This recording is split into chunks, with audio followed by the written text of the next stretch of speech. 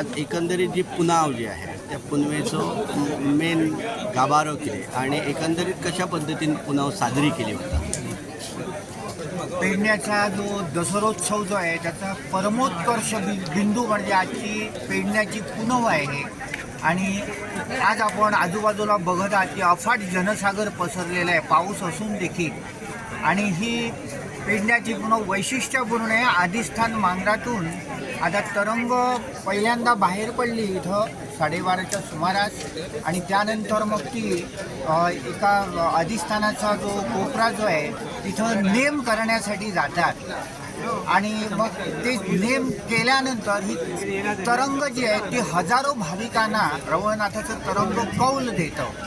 हा कौल झाल्यानंतर साधारण 2 तासांनी ही तरंग राजांगण जे आहे त्या राजांगणातून बाहेर येऊन तिथं भूत काढण्याचा जो विधी जो आहे तो भूतनाथाद्वारे तिथं रवळनाथ भूतनाथद्वारे केला जातो.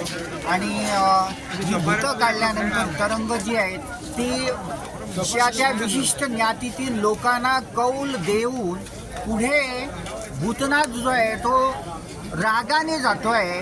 कारण त्याला देऊळ जे आहे ते पूर्ण करून देण्याचं आश्वासन पेडण्याचे लोक दरवर्षी देतात. आणि बांतू साहेबा असं श्लेषात्मक म्हणजे ते बांधायचं आहे ते तुम्हीच बांधायचं, आम्ही लोक काय बांधणार असा त्याचा श्लेषात्मक अर्थ आहे. आणि मग त्या सगळ्या भक्तांच्या विनंतीला पेडणेवासियांच्या विनंतीला मान देऊन तो त्याला परतवलं जातं. आणि मग ही तरंग जी आहे ती मार्गस्थ होतात रवळनाथ मंदिराकडे.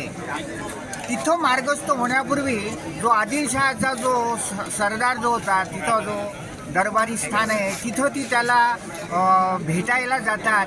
आदिलशहा गेला परंतु देवानी तिथं जाणं सोडलं नाही. त्याला तिथं भेटायला गेल्यानंतर तिथून ते रवळनाथ मंदिरामध्ये येतात आणि जी काही भूतं राहिलेली आहेत ती काढली जातात.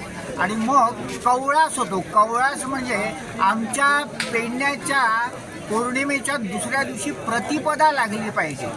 कोजागरी पौर्णिमा काल झाली पण आज पेडण्याची पुनव आहे आणि सकाळी प्रतिपदा लागणार आहे. आणि त्या प्रतिपदेला कवळास होऊन ती तरंग जी आहे नेसवली ती सोडवली जातात. आणि परत ती व्यवस्थित रीतीने परत मांगराकडे येऊन ते ठेवलं जातं. आणि मग अशा रीतीने दसऱ्याची सांगता होते.